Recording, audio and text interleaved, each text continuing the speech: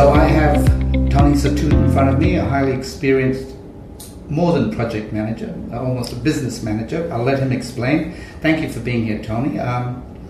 Could I start you off by asking you to talk a little bit about the variety of businesses you've worked in?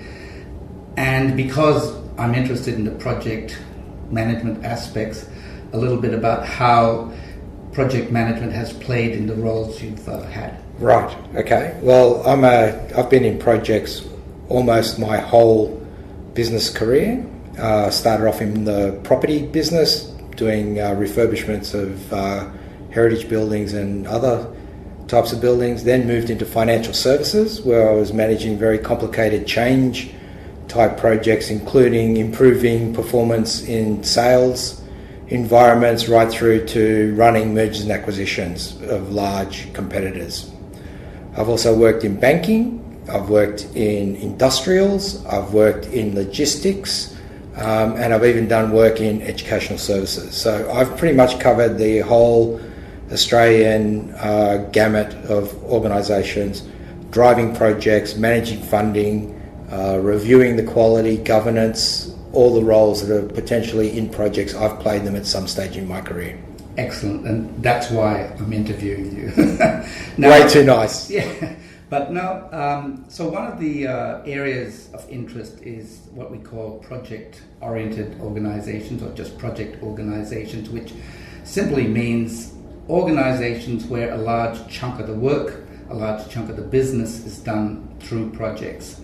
Would you say, many of these organizations, any of these organizations have had those characteristics, and perhaps describe some of them for us? Right. So in the property business that I worked for is Australia's premier property business, and that's all about projects, whether they're internal clients or external clients. 90% of the employees and almost all of the work is defined and run as a project. That's where I cut my teeth as a young engineer.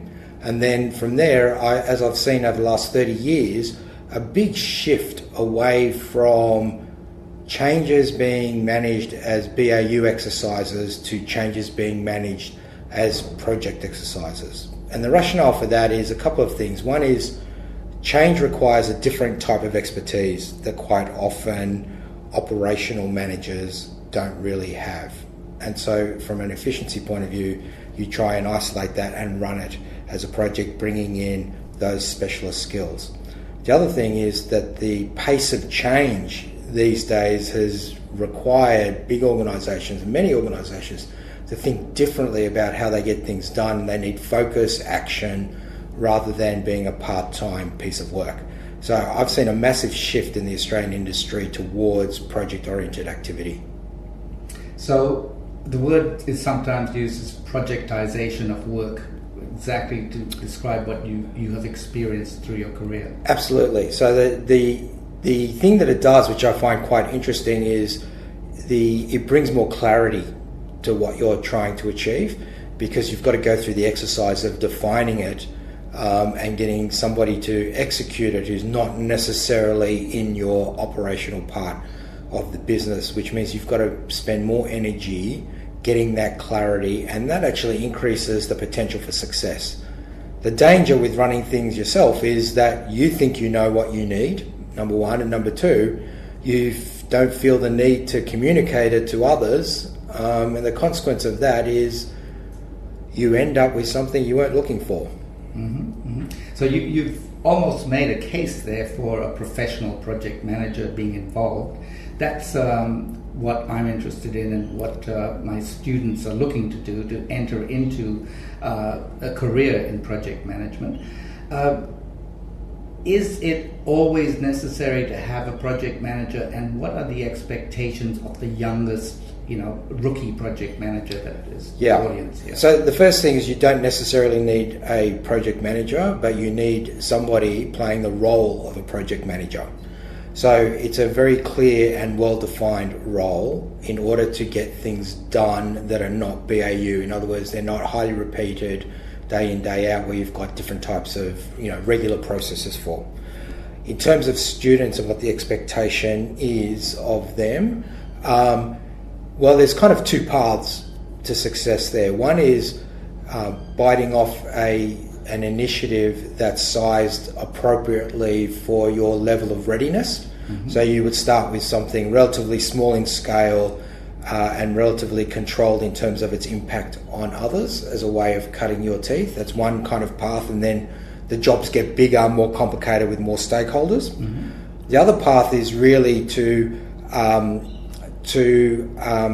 be an understudy to a more experienced project manager. So, and through that experience, they allocate responsibilities to you and coach, guide you, and prepare you for something bigger. I've seen both streams work very effectively. Mm-hmm.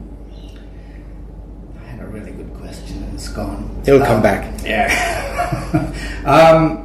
So in a project organization, a project-oriented organization, obviously many projects. So, we talk about a portfolio of projects.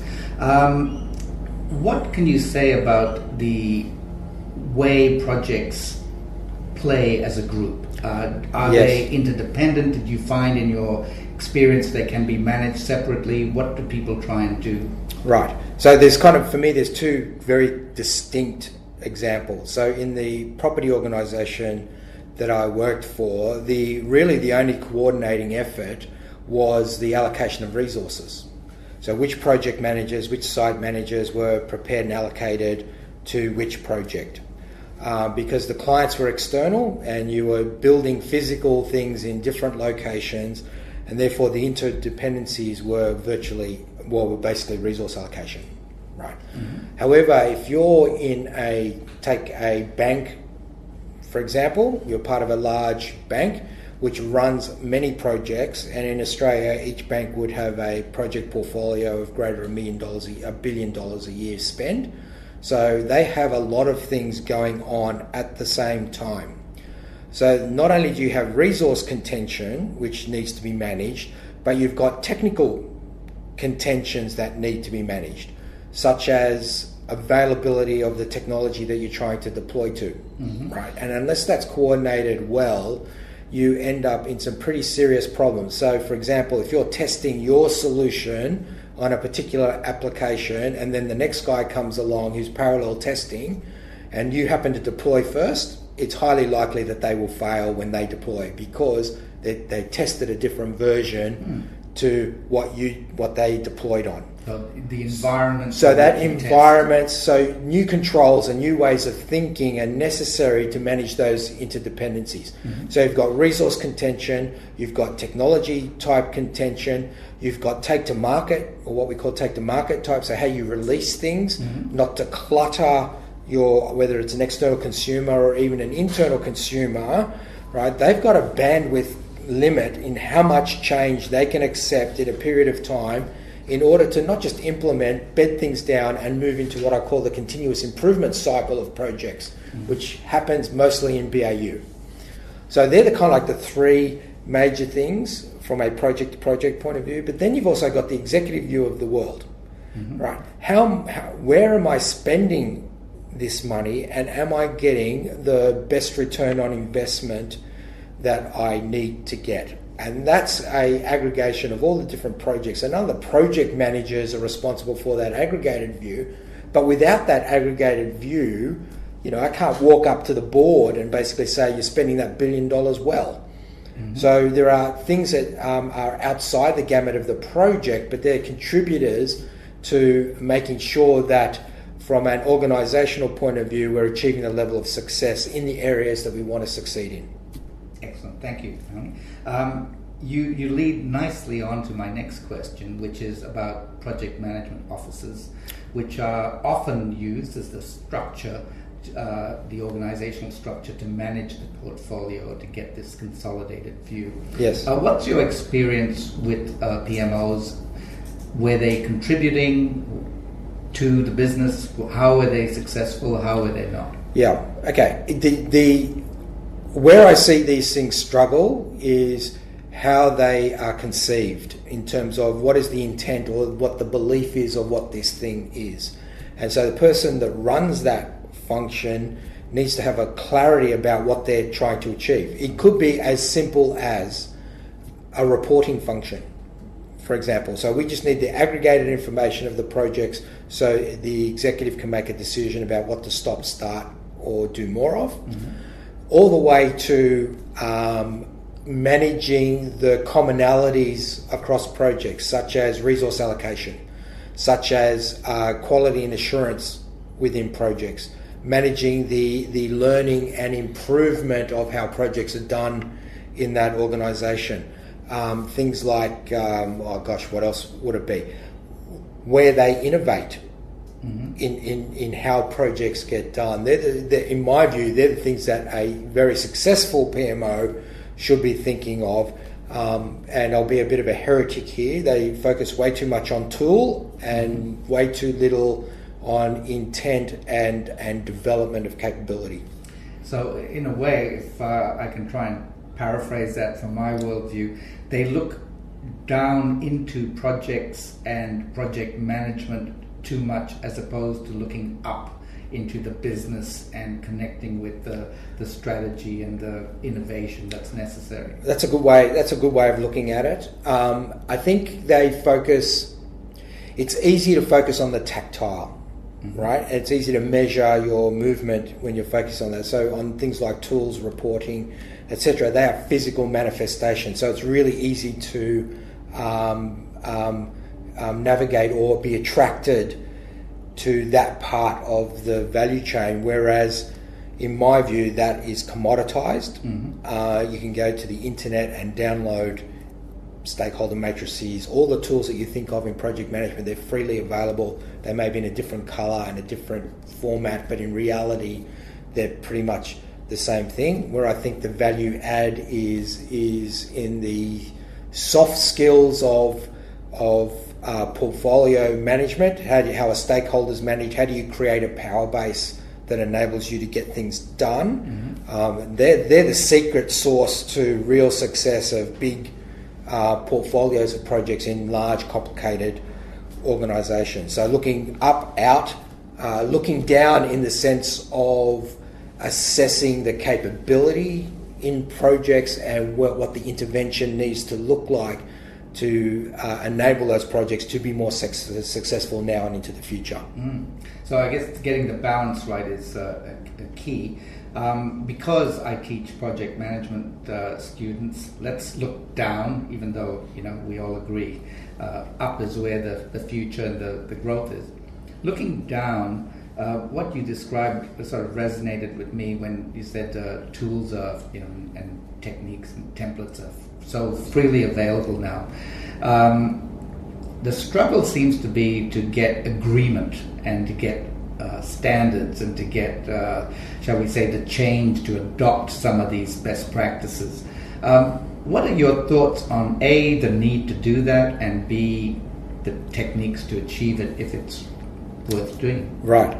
Firstly, a lot of project managers I've worked with don't think that's part of their job.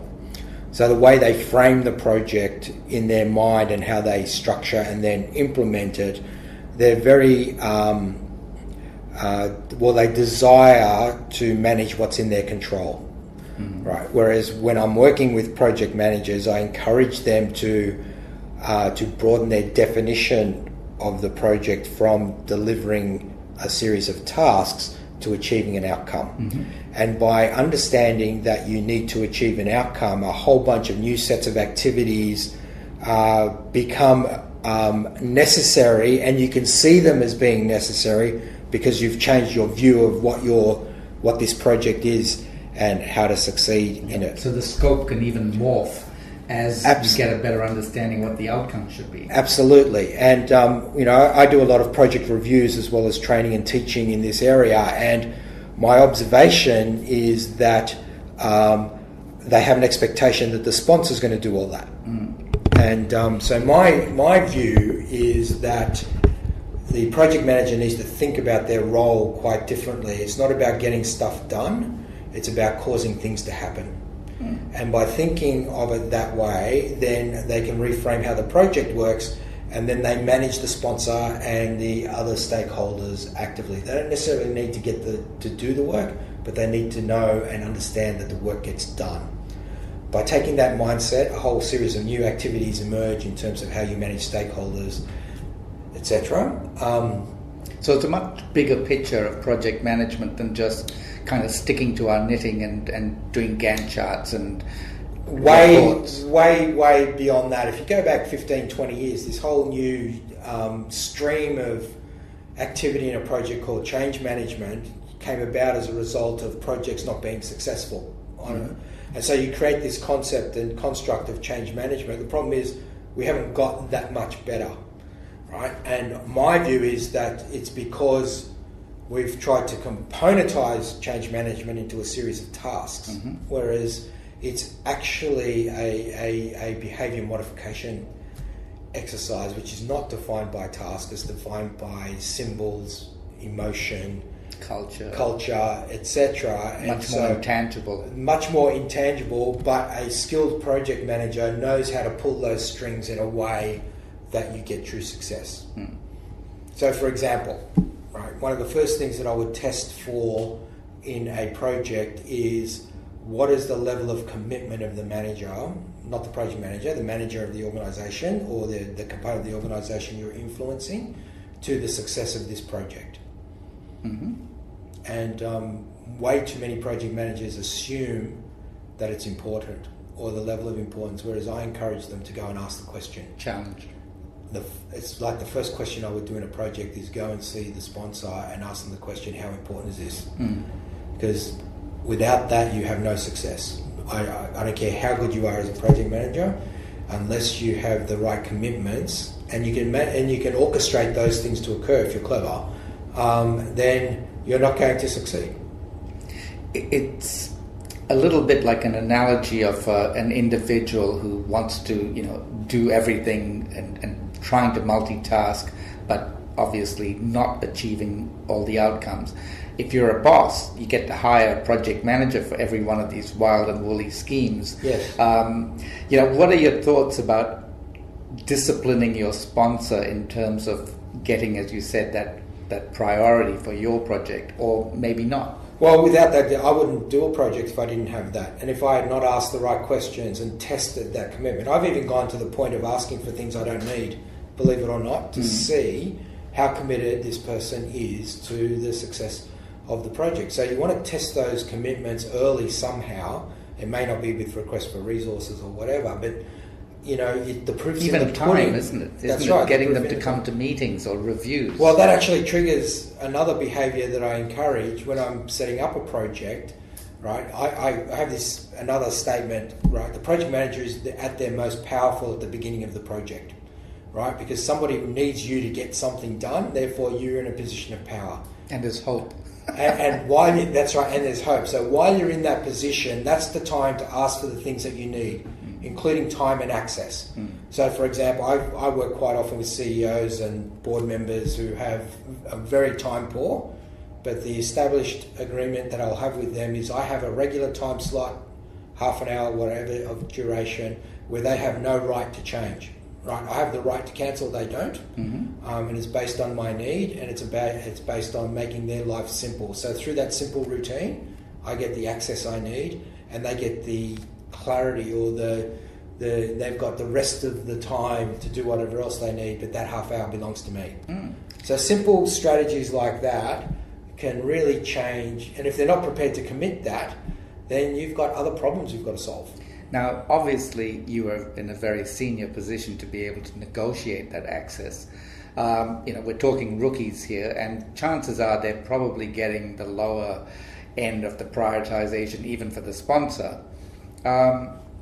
Change sponsors. You can't walk away. You can't give up a job, but change sponsors. What do you do? There's a number of things. This is what I coach in, right? So, what does the conversation look like? It starts off with, I'm here to do the best job I can for you, right? And part of that is making sure that I understand my role and you understand your role, right? What would that look like, etc. How important is this project to you? Like, it's a 3 out of 10, right? That's got to be an alarm bell to you, number one. Number two, what's going to take to make this an 8 out of 10 or a 9 out of 10? If the answer is nothing, the next question is, are you the best person to sponsor this project? This is what I was going to ask. Is it better to have a high-ranking sponsor or to ask for a lower-ranking delegate, which can give you more time and hopefully be as committed, but not asking as much time of the head sponsor? Is there a hierarchy in sponsorship? Oh, yeah, absolutely. Absolutely. So there's there's two things for me. One is having the right person with the right level of authority to make things happen. And if that's through a delegate and you can achieve that, then I'd absolutely support that. You want somebody who's committed to making things work as opposed to somebody who's absent. Especially if you're a junior player, as I said, with an early project that obviously can't demand the time of the executive. So maybe you take Well, it's unlikely to need to, if you're that junior, it's unlikely to need their time. Right? Yeah. And so you will be a delegated kind of sponsor. Right, and in some organisations I've worked with, they have rules about who can be a sponsor, and sometimes those rules get in the way. Right, so I have to be a sponsor because I have to be at a GM level or something like that, whereas in reality the needs of the project is somebody more junior than that. But I'm locked in because of the rules of the organisation, but you got to work because of the budget or something like that. Well, it'll be some other reason. The skill is to work around that, right, and just make sure you've got the right sponsor who's going to have the right level of influence to get their role done in a successful project. Now, you've got stacks of things I could ask you, but in your personal history, I think there's one key thing I think students would really like to understand, and that is that you have described, how you've moved from across industries. Yes. I think now here we are teaching relatively recently a project management course, a degree, master's, that is not linked to a domain. Yes. It's a generic management discipline. Now, you didn't have that because I believe you were an electrical engineer. Mechanical, I'm sorry. But you had an engineering domain experience and then became a project manager. But then you also moved on to be a project manager in spaces that had nothing to do with mechanical engineering.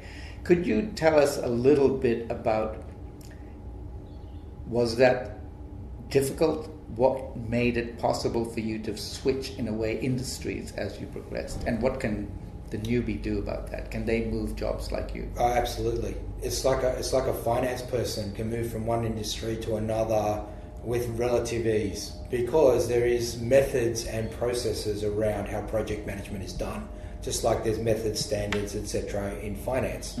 Right, but it needs to be then contextualized to the industry that you're working in and the organization you're working in. But the key skill, there's a couple of really fundamental skills of successful project managers. One is they learn at the speed of light, right? The second is that they know how to ask the right types of questions in the right way to get not only the technical answer, but the behavioral answer that they need in order to succeed. And the third thing they do really well is they know how to delegate and empower people in order for them to succeed and be able to observe enough to make sure that things aren't going off the rails without interfering with what's being done. If you master those skills, you've mastered project management, in my view. So project management, a bit like Scully being Pepsi Cola and then taking over Apple, it's possible for us as well. Absolutely. In fact, it's probably easier. Okay. Well, Tony, thank you very much for your time. I appreciate it, and I'm sure our listeners will too. Thank you. Pleasure.